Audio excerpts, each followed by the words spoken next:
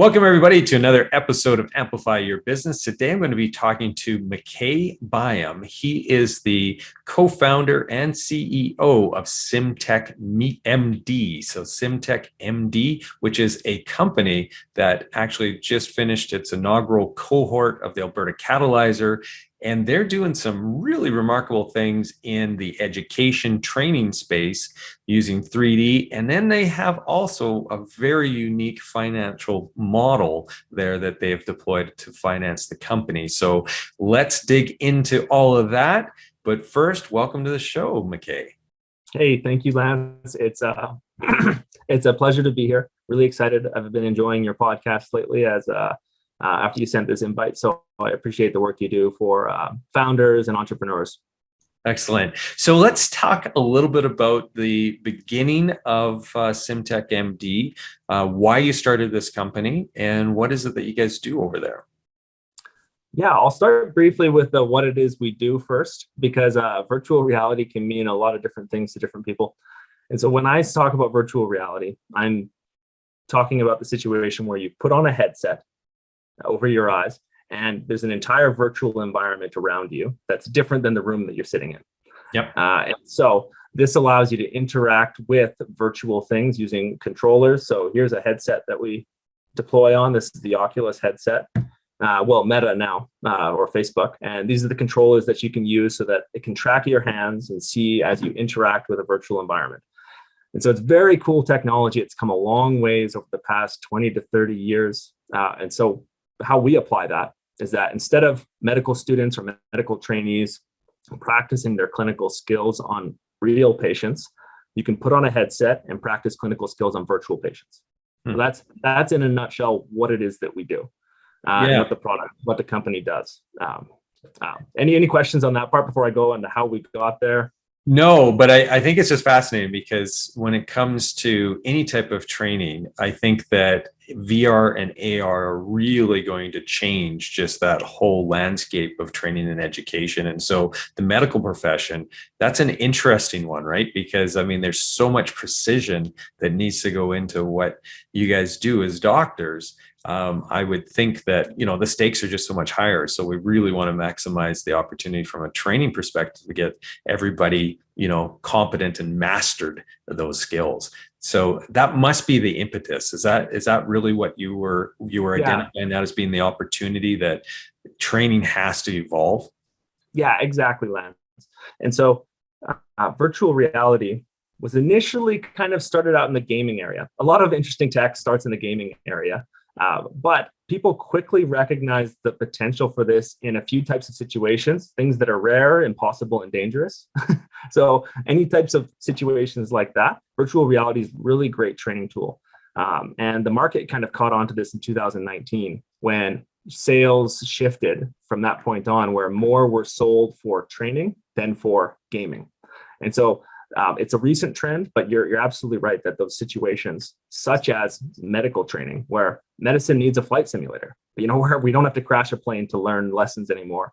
Now we don't need to harm our patients or have our first go at something on a patient in real life. Instead, let's try a virtual patient first. Yeah. That definitely gives me some peace of mind for sure. If we have everybody practicing, countless hours actually within that VR realm, which is going to, I'd imagine just really maximize the mastery of that skill so much better than what it could be in the classroom on cadavers and so on, I'd imagine even. Yeah, exactly. And it's something that's not talked about very often in medical training with the public because there's kind of never been really a great alternative. And so we do need to practice on patients, on live patients in some ways. And it's an unfortunate truth, but there's been no alternative.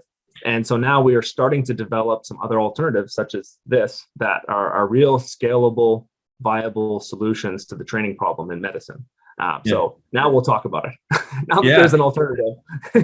Well, and what are some of the aspects of medical training that makes it uniquely difficult then to perform the training then? So one is inherently the risk associated with practicing clinical skills on patients. So that's one part. And so when I say clinical skills, I'm talking about when you're taking a history from a patient. So, you come in, God forbid, you have chest pain.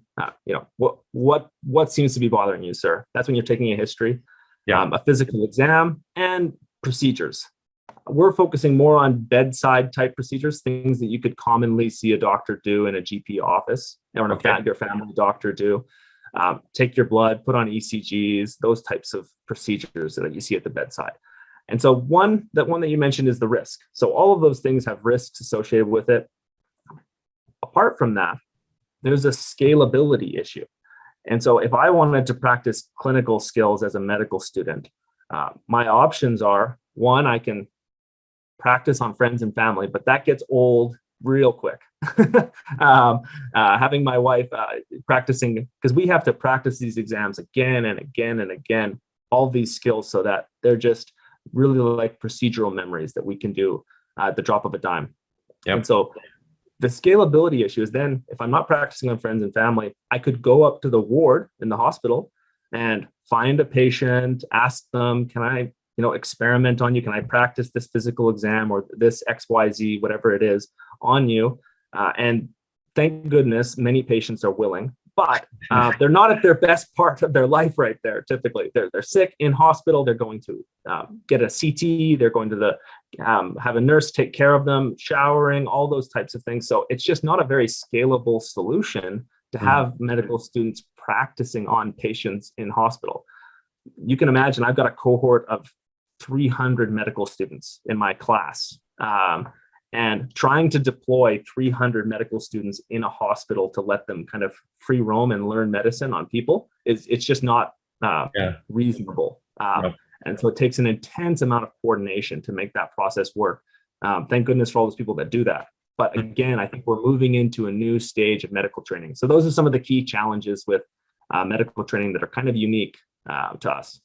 Yeah, very much so. Okay, so now you started this business obviously because you saw this opportunity for that scalability of the training, but it's a pretty new company, right? So March of 2021, I think you were saying. Yep, that's exactly right. So we're just over a year old, so that's great. The first 9 months were pretty slow going. I was still doing medical training full time, so 50 to 60 hour weeks. Work weeks, and then going on top of that. So our main goal during that first year was kind of building up a team around us, some development taking place. But as of the end of 2021, I made the decision to go full time into this and forego clinical practice for this solely. And at that point, we've really picked up steam. So our development team, we're about 15 people in the company right now that are working on and off full time. So since then, we've really had a product that's kind of been building, getting marketing out. So that's kind of this new phase over the last 8 months. But yeah, the part during med school was challenging to be balancing that as we were going. Yeah. Yeah, I can't imagine, because I mean, the schedule, from what I understand, of med students is pretty intense, and then that you're fostering a business kind of in the midst of all of that. Yeah, that's tough. Yeah. All the entrepreneurs out there will know, especially if you're in some industry that needs financing to get going. This isn't one of those industries where you kind of build your prototype yourself. And again, I've done some development. I can do some programming, but I'm not a CTO by any means, or one of those types of people. And so people had to be hired. You have to build that. And so you have to get financing. So there's that balance that people know about. And so that's been a challenging route through medicine. But now that we're past kind of that phase into this one, it's been a lot better. Yeah. Yeah. Well, I definitely want to dig into the finance side of things, because I know you're doing something unique there as well. But I mean, the real question I think that a lot of people probably listening right now are asking themselves is, okay, so wait a minute, here's a guy who's finishing up med school. That's kind of the dream. Like, you got an easy street here now. You just start practicing and life is pretty good. But you're stepping away from that and going the entrepreneurial route. So talk to me a little bit about that. Is this something that's, in history, your family's all entrepreneurial? Is this something that's new to you? Why would you step away from the practice and get into the road of entrepreneurship? Yeah, good question. Good question. So no, it's not really in our family. My parents are both teachers, you know, typical jobs. You work 30 plus years, have a good pension. Yeah. Brother's a doctor, but a dentist.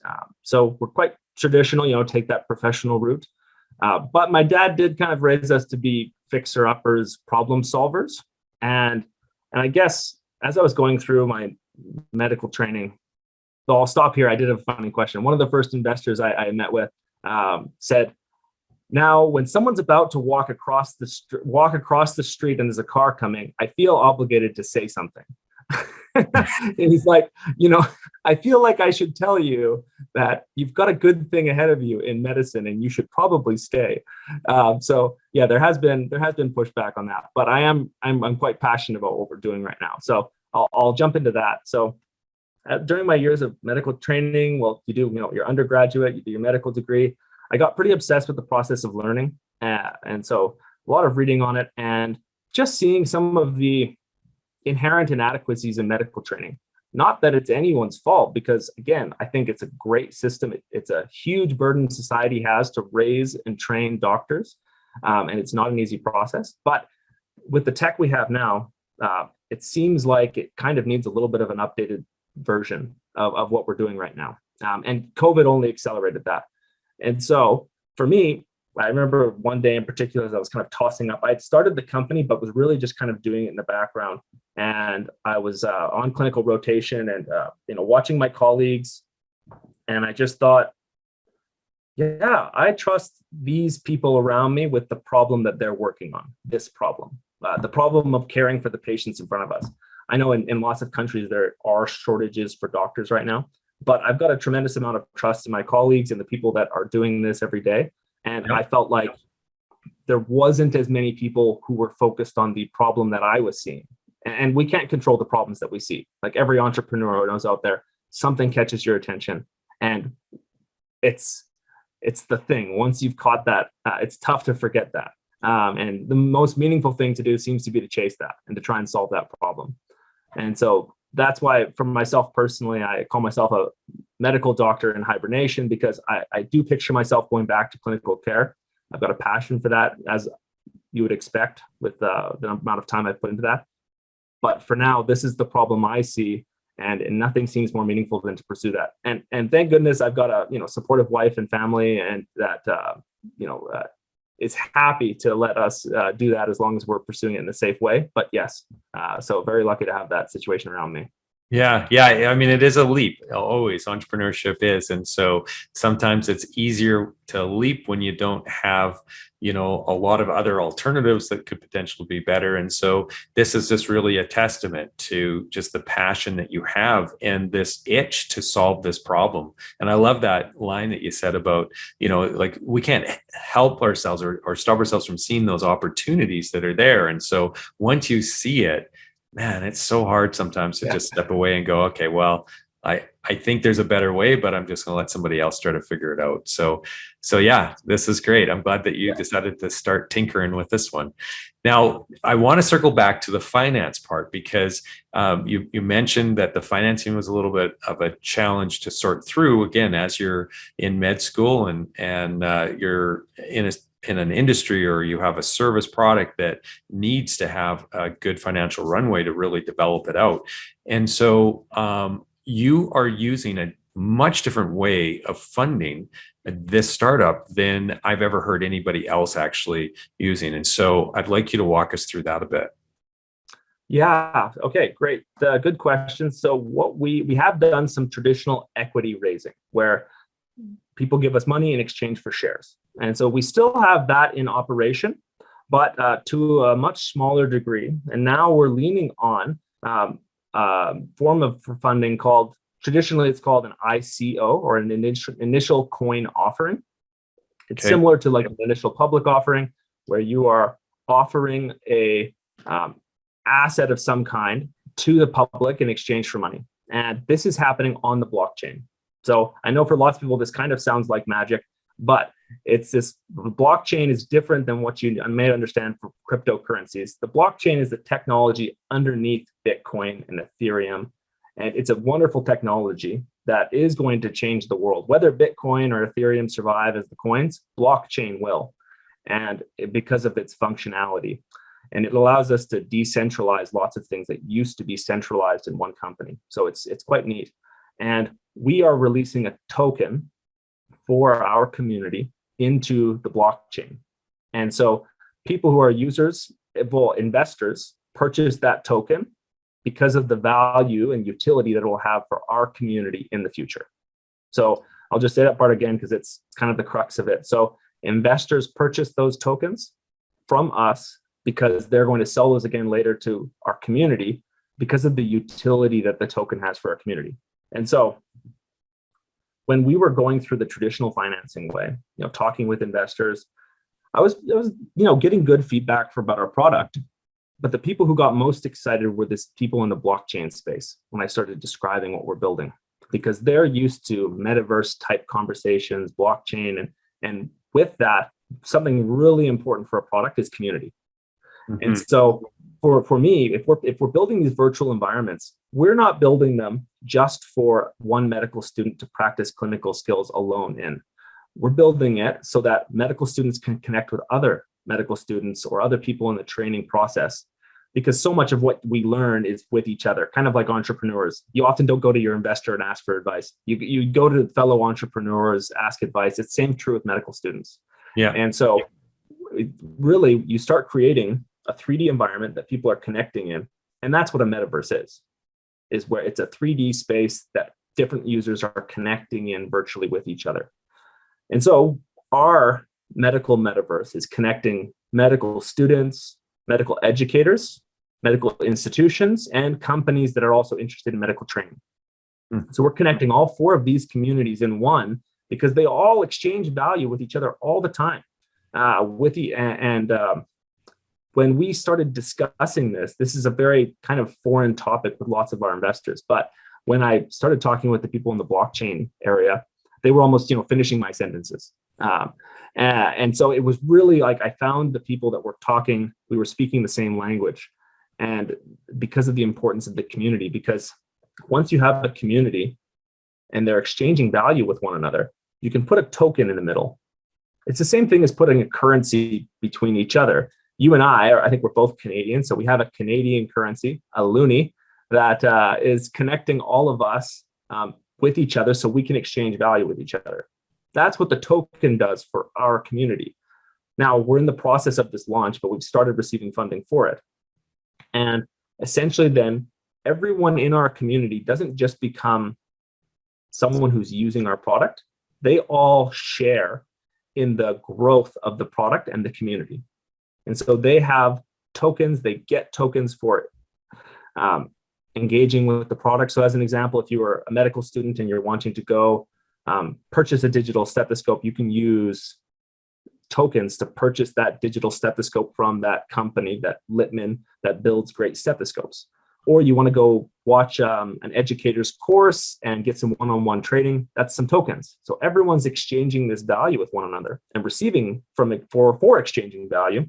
And the price, as the utility of that token grows, the price of the token grows, and everyone shares in the community and the growth of the community. That was a long-winded example there, but do you have questions about that? Because I can dive in and explain a little bit more about some details, but that's generally what our token will do and who it will connect. Yeah, and so I think it would be interesting to know, is this a finite number of tokens then that are established or placed into this metaverse for exchange? And is that how then the value of the tokens increase? That's correct, yeah. So we're using a finite number. It doesn't have to be. And so that means that for us, our token number is limited at 1 billion. And it will stay that way. And that way, the purchasing power of it increases. Another way of saying it's a deflationary currency, which makes it sound bad, but that's a good thing. So the value of it increases as long as the product and the services that we're providing are useful to our community. Yeah.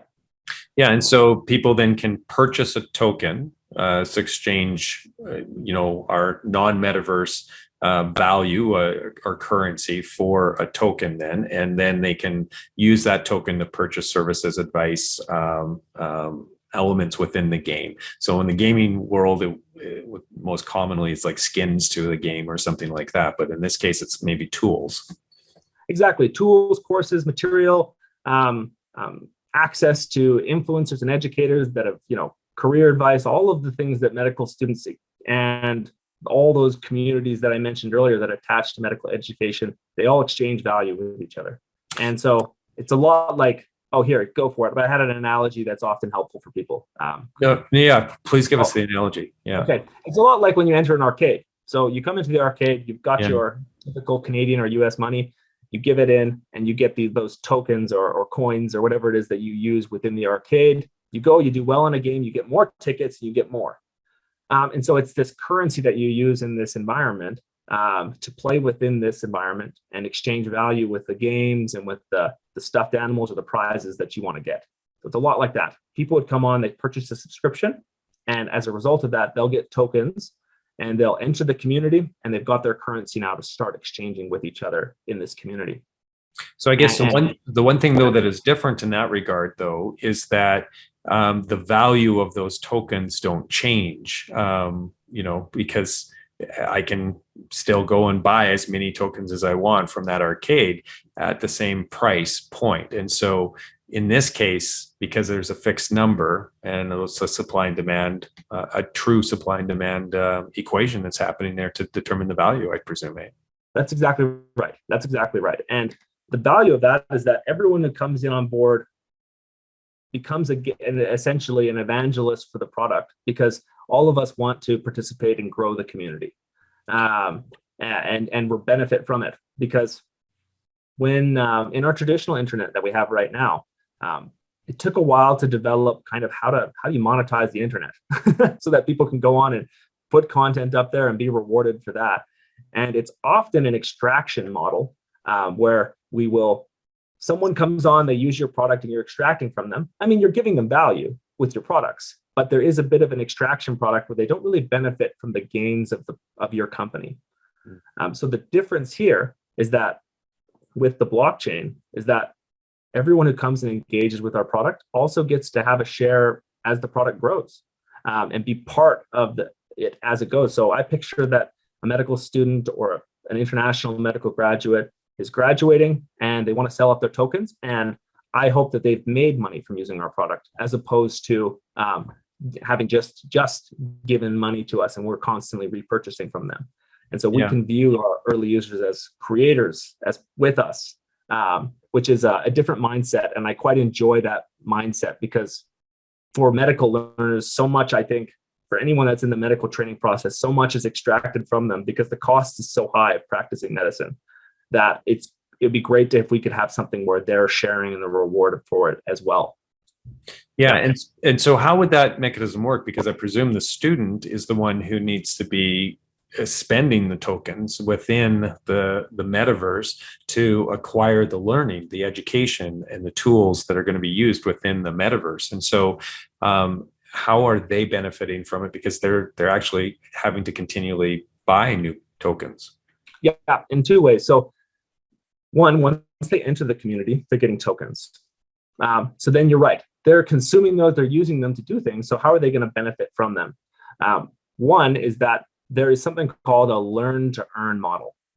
And so if you want people within your community to engage in a certain activity, you can reward them with tokens for doing that. So from our supply, we can reward tokens to medical students who are using our product a lot, or learning a lot, doing really good. They get rewarded for doing that. And so if you go into as a practical example, we say, great, we've got a challenge for the next 48 hours to see who can get the best score on XYZ.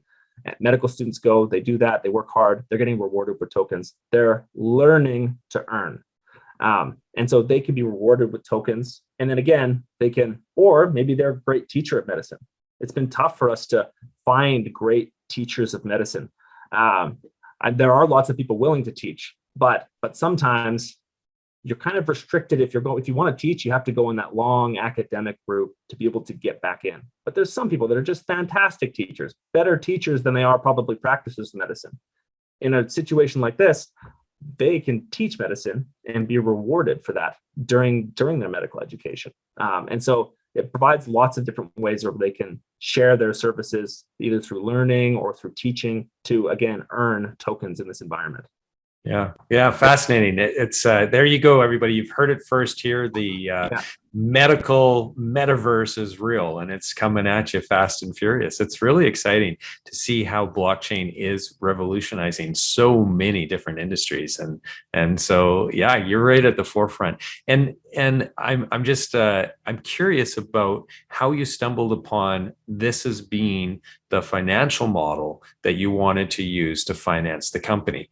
Was this something where you were, very actively researching all of this, or did somebody, introduce you to this concept and you went, yeah, aha, this is what I need? Yeah, it was actually my co-founder. And so my co-founder, Jeff Vaz, was, reaching out with people in our network in the traditional equity financing way, and came across a fellow, not colleague, but kind of friend that we both have, named Gregory Von Dice from the Influx group. And he started explaining this process. And again, to us, initially, this sounded like snake oil or something like that, right? As we were learning about it. But for me, actually, I'm a pretty broad reader. So I read a lot of Austrian economics and during my medical training. It's a bit strange, but that's where lots of this blockchain technology kind of originates, from that type of economic thinking. And so got introduced to Gregory, started talking with him. And then as he was explaining this, I realized, oh, this was the, incarnation of those ideas that I've been enjoying and thinking about for years. And so for me, it clicked pretty quickly because of my background that there was something to this blockchain technology and what these cryptocurrency companies were doing. I wasn't personally like a huge investor. Wish I could say I was, but not up to the time. And I've limited my life to medicine for the last 8 years. So we got introduced to them. There are a number of groups that are doing this. We've been working with Blockscale Studio, but it's a conglomerate of Influx Group, the Chain Collective, and Contango. They're 3 companies that help in this process. They've been tremendously helpful for us in figuring out how to go about the legality of this, putting you in charge of the right people, making sure the process is transparent. So there's a trust-based system because we're in the medical space. Yeah. All of those things have been really done well, but there are a number of groups that you can find online that assist in this process. Some ICOs or IDOs, as they're being called now, fail, but I think that has more to do with the success rate in typical entrepreneurial ventures as people learn this new tech. And so it's not for everyone, but I think checking out some of these groups, looking it up and seeing if people's products are kind of the right fit is the way to go. It's definitely worth considering now. Yeah, very cool. Okay, so you've been at this now for a year. Do you have something that is in market where you're generating some revenue from, or are you still pre-revenue at this stage? We're kind of still, I'd say, pre-revenue, but getting revenue now. And so what we have as far as the product and the medical metaverse, initially we were building virtual clinical scenarios, and we were building them for one user. We thought that on our roadmap, we would introduce kind of this networking effect where people are connecting in a few years. But once we started talking with these blockchain groups, we realized this needs to be front and center for us. And so we stopped development, went back, because when you're making something a multi-user environment, it's a whole different code and process. So we've stopped, we've revamped that. And now as of June, we're launching that. So that gets launched June, where medical students can go on and begin training and doing something called like clinical skills. We call them OSCEs, but they can start doing their clinical OSCEs in virtual reality. Right now, if they go to our website, they can sign up for our free trial where they can do a tutorial. So it walks through, shows you how to do some aspects of a physical exam in virtual reality. You can purchase the one that will be released in June, early June. So that's the product that's going to be growing and expanding into what you described as, yes, the medical metaverse. So that's what we've got right now. That's awesome. Okay. So now in terms of challenges that you think you're going to be facing over the next, say, 3 months, 12 months, 5 years, what are the key things that you're going to have to overcome, in your opinion, to really take this business to the next level? Yeah. In the 3 months range, it's community. And maybe this will address one of the questions you've commonly asked other people that I quite like is, what would you do differently? Yeah. Yeah. And for me, that's easy. I would engage with the community of medical learners a lot earlier. There's a big temptation to hold back what you have and then do a big shiny unveil. But if you involve the community that you're going to be working with early on, then it's much easier to find product market fit, to get their feedback. So I would have involved them much sooner. So for us, our challenge over the next 3 months is really about getting those core people on board that not only want to use the product, but want to share in the vision. They get the vision of that. And so our biggest challenge is going to be communicating that vision, even while the product is, vision's here, product's here, because it's going to take probably 6 to 8 months to really get a kind of like what you'd call a functioning metaverse. So even though the product's down here, our vision's up here, finding that community of people where their vision, they see where we're going and what we're trying to communicate and want to help us get there by using the product and giving us feedback. That's our biggest challenge over the next 3 months, is engaging with them. Okay, so that's the first 3 months, or the next 3 months. And then going a little farther beyond that, what are some of the big challenges you think you're going to be facing? Yep. After that, it's engaging with the traditional medical education community. Because obviously what we're doing is quite different. That goes without saying. And so right now, this is why we are going directly to medical students. This has been an interesting trend over the last 6 years. Is that the short note is medical students have started skipping lectures. They don't really attend lectures anymore, more commonly, because before that, there was no one to compete with the lecturer at medical school. Yeah. But then the internet started to develop into what we have now, and products, videos, tutorials, question banks started to come out online. And at first I started using these in addition to my lectures. I was like, oh, these are really helpful. Then I started replacing lectures, and nearly all of my colleagues were doing a similar thing worldwide as we started purchasing content online and skipping. So the medical students themselves have adopted rapidly to this change. And so we expect that in the next 3 to 6 months, we'll mostly be working with medical students. We're getting some companies on board. But again, after that, it's, okay, how do we engage with the traditional institutions for that have so much great content, so much great skill built up?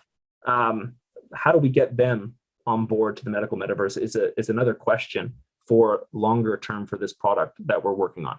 Well, it's so fascinating on so many different levels here. So I really appreciate it, McKay, just you sharing what you have going on there, the way you were thinking through some of this stuff.